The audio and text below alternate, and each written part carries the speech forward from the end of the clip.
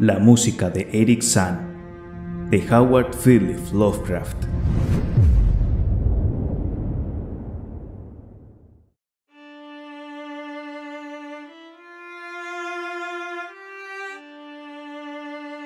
He examinado con el mayor detenimiento los mapas de la ciudad, sin lograr nunca encontrar de nuevo la Rue d'Orsay. No todos los mapas eran modernos, pues soy consciente de que los nombres cambian. Antes, al contrario, he indagado exhaustivamente en la historia local y he explorado personalmente cualquier parte, cualquiera que fuera su nombre, que pudiera corresponderse con la calle que yo conocí como Rue d'Orsay. Pero, a pesar de todo esto, ahí queda el humillante hecho de que no puedo encontrar la casa, la calle o incluso el barrio donde, en los últimos meses de mi agobiada vida como estudiante universitario de metafísica, escuché la música de Eric Sand. No me extraña que me falle la memoria, ya que mi salud tanto física como mental estaba seriamente mermada durante la época en que residí en la Rue d'Orsay. Y recuerdo que nunca llevé hasta allí a ninguna de mis escasas amistades. Pero resulta extraño y singular el que no pueda volver a encontrar la calle, ya que se hallaba a media hora de camino de la universidad y se distinguía gracias a particularidades que serían difíciles de olvidar para cualquiera que las hubiera visto. Nunca he conocido a nadie que haya visto la Rue d'Orsay. La Rue d'Orsay se encontraba cruzando un río oscuro flanqueado de altos almacenes de ladrillo y era salvado por un sólido puente de piedra oscurecida. Siempre reinaban las tinieblas junto a ese río, como si el humo de las cercanas factorías velaran perpetuamente el sol. Asimismo, el río apestaba a malsanos hedores que nunca antes había aspirado, y que pueden serme de ayuda algún día en mi búsqueda, ya que podría reconocerlos al instante. Al otro lado del puente se abrían angostas calles de adoquines y traviesas, y después venía la cuesta, suave al principio, pero ya increíblemente empinada al llegar a la Rue d'Orsay. Nunca antes he visto una calle tan estrecha y escarpada como la Rue d'Orsay. Resultaba casi un barranco, cerrada al tráfico, formada en ciertas partes por tramos de escaleras y rematando en lo alto en una tapia elevada y cubierta de hiedra. El pavimento resultaba irregular, hecho a veces de las lajas de piedra, a veces de adoquines y a veces de tierra desnuda en la que brotaba una tenaz maleza gris verdosa. Las casas eran altas y de tejados picudos, increíblemente viejas e inclinadas sin ton ni son hacia adelante, detrás o a los lados. A veces un par de casas enfrentadas, ambas vencidas hacia adelante, casi llegaban a juntarse sobre la calle, como un arco, y en verdad robaban casi toda la luz al terreno de debajo. Había unos cuantos puentes volantes que saltaban de casa a casa sobre la calle. Los habitantes de esta calle me causaban una peculiar impresión.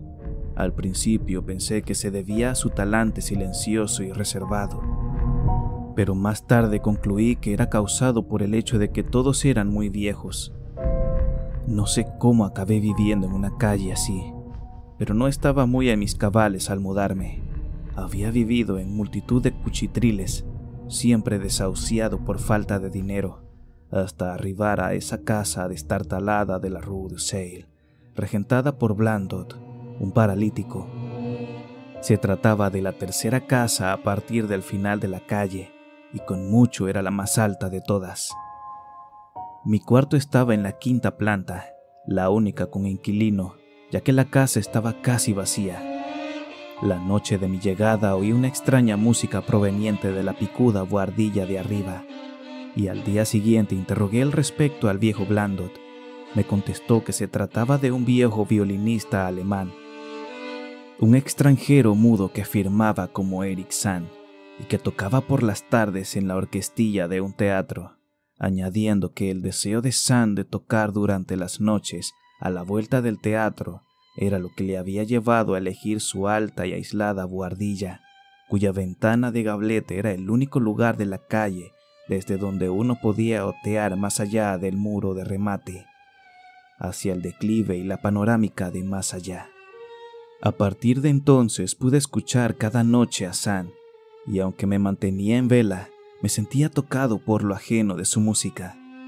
Sabiendo poco de ese arte, estaba convencido de que ninguna de aquellas composiciones tenía relación alguna con cualquier música que hubiera escuchado antes.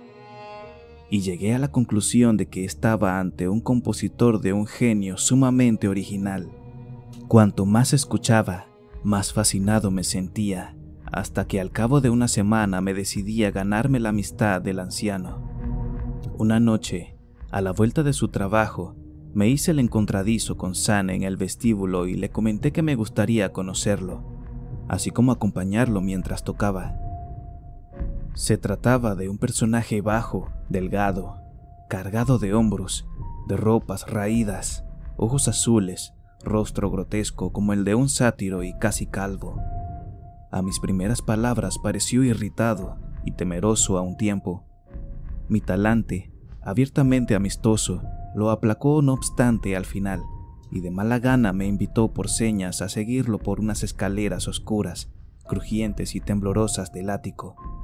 Su cuarto, uno de los dos que había en la empinada buhardilla picuda, miraba al este, hacia la gran tapia que formaba el remate superior de la calle. Era de gran tamaño, y parecía aún mayor gracias a su extrema desnudez y abandono. El mobiliario consistía tan solo en un estrecho jergón de hierro, una desconchada palangana, una mesa pequeña, una gran librería, un atril de hierro y 3 sillas vetustas. Las partituras se apilaban en desorden por los suelos. Los muros eran de tablazón desnuda y seguramente jamás conocieron el yeso, al tiempo que la abundancia de polvo y telarañas acentuaban la impresión de que el lugar estaba más abandonado que deshabitado. Sin duda, el mundo de belleza de Eric San se hallaba en algún lejano cosmos de la imaginación. Invitándome a sentarme, el mudo cerró la puerta, echó el gran pestillo de madera y encendió una vela para hacer compañía a la que había traído consigo. Luego sacó el violín de su apolillada funda y, empuñándolo, se sentó en la menos incómoda de las sillas. No empleó el atril, pero sin una vacilación, tocando de memoria, me encandiló durante 1 hora con melodías nunca antes oídas, melodías que debían ser creaciones suyas. Describirlas con exactitud es algo imposible para un lego en música. Se trataba de algo así como una fuga, con pasajes recurrentes de una cualidad de lo más fascinante. Pero lo más notable fue la ausencia de cualquiera de las extrañas notas que había escuchado arriba, desde mi cuarto, en anteriores ocasiones. Recordaba bien esas notas obsesivas, y a menudo las había tarareado y silbado titubeante para mí mismo, por lo que cuando el músico bajó al fin su arco, le pregunté si podría brindarme alguna de ellas. Apenas comenzada mi solicitud, el arrugado rostro de sátiro perdió su aburrida placidez que luciera durante la interpretación, pareciendo mostrar esa misma y curiosa mezcla de ira y temor que ya advirtiera la primera vez que abordé al anciano.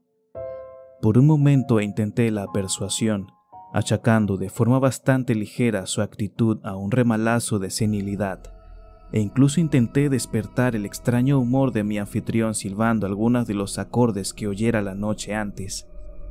Pero no insistí más que un momento, ya que, apenas reconocer el silbido, el rostro del mudo se contorsionó en un gesto que se encontraba más allá de cualquier análisis, y su mano derecha, larga, fría y huesuda, se levantó para silenciar mi boca y su tosco remedo.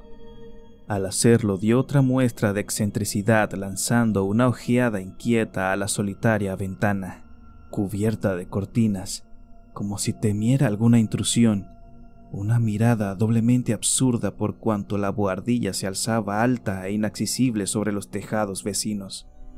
Y siendo esa ventana, tal como me dijera el conserje, el único lugar de esa empinada calle y la única desde la que uno podía ver el muro de lo alto.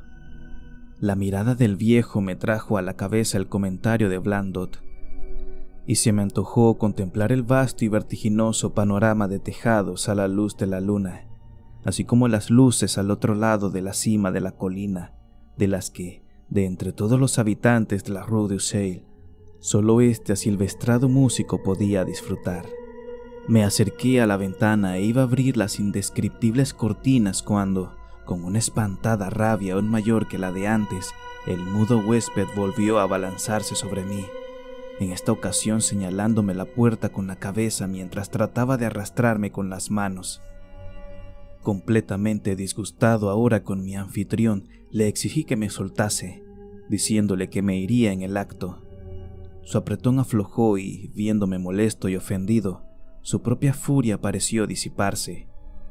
Volvió a oprimir mi brazo, esta vez en gesto de amistad, conduciéndome hasta una silla. Entonces, con gesto pensativo, fue hasta la abarrotada mesa y allí escribió algunas palabras a lápiz en el trabajoso francés de los extranjeros. La nota que acabó tendiéndome era una súplica de tolerancia y perdón. Sand decía ser un anciano, solitario y afligido por extraños miedos y problemas nerviosos relacionados con su música, entre otros motivos. Se sentía honrado por mi interés hacia su música y esperaba que volviera a visitarle, sin tener en cuenta sus excentricidades. Pero no podía tocar para otra persona sus extrañas melodías, ni podía dejar que las oyesen, ni permitir que nadie tocase nada en ese cuarto. Hasta nuestra conversación en la sala, no había sabido que podía oírle tocar desde mi alcoba, y ahora me rogaba que, si podía, arreglase con Blandot el instalarme en una habitación más baja, desde la que no pudiera escucharle de noche. Él, afirmaba, pagaría la diferencia de precio. Mientras estaba sentado, descifrando su execrable francés, me sentí más dispuesto hacia el anciano. Era víctima de padecimientos físicos y nerviosos, tal como yo, y mis estudios metafísicos me habían enseñado la virtud de la caridad. En el silencio hubo un ligero sonido en la ventana. La contraventana debió golpetear en alas del viento nocturno, lo que por alguna razón sobresaltó violentamente a Eric Sand. Cuando acabé de leer, estreché la mano de mi anfitrión y me fui como amigo. Al día siguiente, Blandot me asignó un cuarto más caro en la tercera planta, entre la alcoba de un viejo usurero y la habitación de un respetable tapicero. No había nadie en la cuarta planta. No tardé en descubrir que el interés de Sand por mi compañía no era tan grande como parecía cuando me convenció para que me mudase de la quinta planta. Nunca me invitaba y, cuando yo mismo lo hacía, parecía disgustado y tocaba diferente. Era siempre de noche. Dormía de día y no recibía a nadie. Mi aprecio por él no creció, pero la habitación del ático y el extraño músico parecían ejercer una rara fascinación sobre mí. Sentía un curioso deseo de mirar a través de esa ventana sobre el muro y las invisibles laderas, sobre los resplandecientes tejados y los chapiteles que debían desplegarse más allá. Una vez acudí en horas de teatro a la buhardilla, cuando Sand no estaba, pero la puerta se hallaba cerrada con llave. Lo que sí conseguí fue el escuchar los conciertos nocturnos del viejo mudo. Al principio iba de puntillas hasta mi antiguo cuarto de la quinta planta. Luego me hice lo bastante audaz como para ascender por el último y crujiente tramo de escaleras hasta la picuda buhardilla. En el angosto descansillo, al otro lado de la puerta, trancada y con la cerradura ocluida, escuchaba a menudo sonidos que me llenaban de un miedo indefinible. Miedo a prodigios indefinidos y misterios acechantes. No es que tales sonidos fuesen espantosos, pues no lo eran, pero contenían vibraciones que sugerían cosas que no eran de este mundo y, a intervalos, asumían una cualidad sinfónica que a duras penas podía creer el producto de un solo músico. Con el paso de semanas, la interpretación se volvió más salvaje, mientras el viejo músico se tornaba cada vez más ojeroso y furtivo que lo hacían lastimoso de ver. Ahora rehusaba admitirme en momento alguno, y me rehuía cada vez que nos topábamos en las escaleras. Y una noche, mientras escuchaba al pie de la puerta, oí cómo el chirriante violín estallaba en una caótica babel de sonidos, un pandemonium que podría haber hecho dudar de mi propia y tambaleante cordura, de no haberme llegado de detrás de esa puerta cerrada, una lastimera prueba de que el horror era real. Ese grito espantoso, inarticulado, que solo un mudo puede proferir, y que se desata solo en momentos del más terrible miedo o angustia. Golpeé insistentemente la puerta sin obtener contestación. Entonces esperé en el oscuro rellano, estremecido de miedo y frío, hasta oír los débiles esfuerzos del pobre músico por incorporarse con ayuda de una silla. Creyéndolo recobrarse de un desmayo, reanudé los golpes a la vez que pronunciaba mi nombre para tranquilizarlo. Escuché cómo Sam se tambaleaba hacia la ventana y cerraba contra ventana y cortina. Después fue trastabillando hasta la puerta y la abrió titubeante. Esta vez su gozo al verme fue real, ya que su semblante desencajado resplandecía de alivio mientras se aferraba a mi chaqueta como un niño a las faldas de su madre. Temblando de forma patética, el viejo me hizo sentar en una silla, al tiempo que él ocupaba otra, junto a la que su violín y arco yacían de forma descuidada sobre el suelo. Permaneció algún tiempo inmóvil, cabeceando de forma extraña, ofreciendo una paradójica insinuación de escucha intensa y espantada. Después pareció quedar satisfecho y, pasando a una silla junto a la mesa, escribió una breve nota. Me la tendió y regresó a la mesa, donde comenzó a escribir rápida e incesantemente. La nota me rogaba encarecidamente, y si quería satisfacer mi curiosidad, que esperase en mi sitio mientras él preparaba un registro completo en alemán de todos los prodigios y terrores que le habían acaecido. Aguardé, y el lápiz del mudo volaba. Quizás una hora más tarde, mientras yo aún esperaba y las hojas que el viejo músico rellenaba febrilmente continuaban apilándose, vi sobresaltarse a Sam como un tocado por un horrible estremecimiento. Sin lugar a dudas, miraba a la ventana cubierta por cortinas y escuchaba estremecido. Entonces me pareció a medias oír un sonido, aunque no era nada horrible, sino que, por el contrario, se trataba de una nota musical sumamente baja e infinitamente distante, sugiriendo un intérprete que se hallase en una de las casas de la vecindad, o quizás en alguna morada del otro lado del muro, sobre el que nunca había llegado a mirar. Pero el efecto fue terrible para Sam, ya que, dejando caer el lápiz, se alzó bruscamente, empuñó el violín y comenzó a desgarrar la noche con la más extraordinaria interpretación que jamás haya oído nacer de ese arco, fuera de lo escuchado junto a la puerta cerrada. Sería infructuoso describir la interpretación de Eric Sam en esa noche espantosa. Resultaba más horrible que cualquier otra cosa que yo hubiera escuchado, ya que ahora veía la expresión de su rostro y podía comprender que el motivo era un miedo atroz. Intentaba hacer ruido para mantener algo a raya o quizás ahogar sus sonidos, el que no puedo imaginarlo, aunque creo que debía tratarse de algo terrible. La ejecución se volvía fantástica, delirante e histérica, aunque manteniendo hasta el fin las cualidades de supremo genio que, como yo bien sabía, poseía aquel singular anciano. Reconocía los sones, se trataba de una salvaje danza húngara, popular en los teatros, y por un instante pensé que era la primera vez que oía a Sam acometer la obra de otro compositor. Más y más alto, más y más salvaje, subían el chirrido y el gemir de aquel violín desesperado. El músico estaba empapado en sudor y se contorsionaba como un mono, sin dejar de mirar frenéticamente hacia la ventana cubierta por la cortina.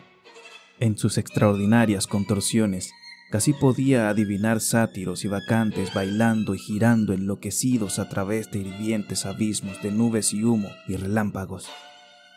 Y entonces creía escuchar una nota más aguda y persistente que la del violín, una nota calmosa, deliberada, intencionada, burlona, que llegaba de muy lejos hacia el oeste. En ese momento la contraventana comenzó a batir empujada por un rugiente viento nocturno que se había alzado en el exterior a la par que el loco concierto de dentro. El chirriante violín de Sam ahora se impuso emitiendo sonidos que yo no creía posibles en un instrumento así. La contraventana batió más fuerte, suelta, y comenzó a golpear la ventana. El cristal saltó en pedazos bajo los golpes repetidos y el viento frío entró, haciendo chisporrotear las velas y arrebatando los folios de la mesa donde Sam había comenzado a transcribir su horrible secreto.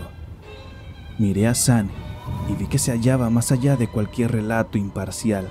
Sus ojos azules estaban desorbitados, vidriosos, ciegos, y la frenética interpretación se había convertido en una irreconocible orgía, ciega, mecánica, que ninguna pluma puede aspirar siquiera a insinuar. Un soplo repentino aún más fuerte que los demás arrebató el manuscrito y lo llevó hacia la ventana. Perseguí con desesperación las hojas volantes, pero se fueron antes de que pudiera llegar a los cristales rotos. Entonces recordé mi antiguo deseo de mirar por esa ventana, la única en la Rue du Seil, desde la que uno podía contemplar la ladera al otro lado del muro y la ciudad que se extendía más allá. Estaba muy oscuro, pero las luces de la ciudad permanecían encendidas, y yo esperaba verlas, a pesar de la lluvia y el viento. Pero aunque me asomé a esa alta ventana de buhardilla, miré mientras las velas chisporroteaban y el loco violín aullaba al compás del viento nocturno. No vi ciudad alguna abajo, ni luces amigables resplandeciendo desde calles reconocibles, sino solo la oscuridad del espacio ilimitado, inimaginable espacio viviente, con movimiento y música, careciendo de semejanza alguna con nada de esta tierra. Y mientras permanecía allí, mirando aterrorizado, el viento apagó las velas de la antigua buhardilla picuda, sumiéndome en una salvaje e impenetrable oscuridad, con caos y pandemonium ante mí, y la demoníaca locura del violín aullando en la noche a mis espaldas. Retrocedí tambaleándome en la oscuridad, sin medios para encender la luz, chocando con la mesa, volteando una silla y finalmente abriéndome paso hacia el lugar donde la oscuridad gritaba con la estremecedora música.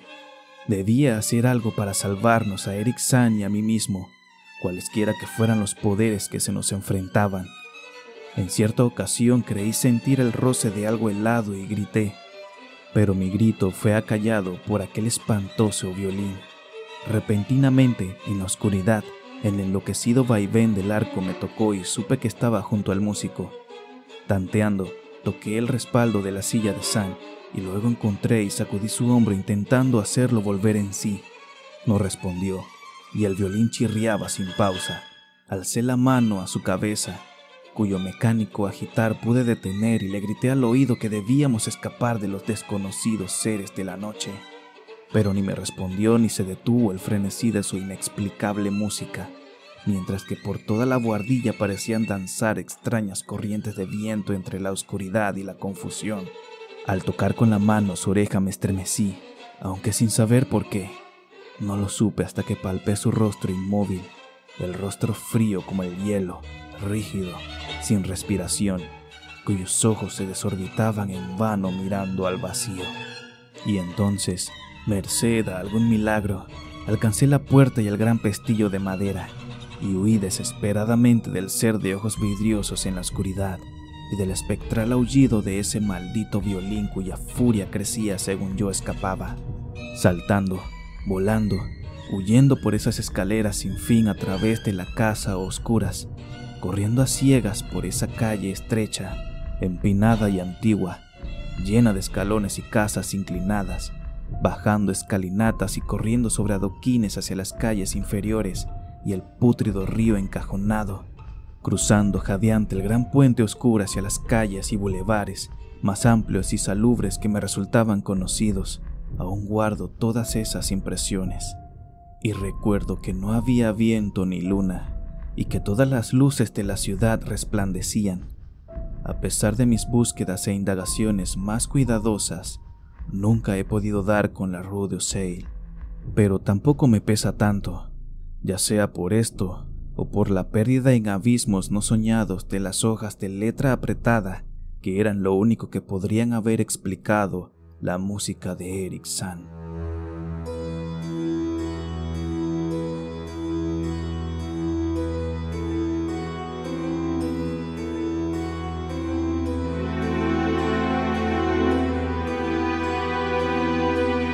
Si te ha gustado esta narración, te invito a visitar mi web www.relatonautas.com para que puedas escuchar otros de mis relatos.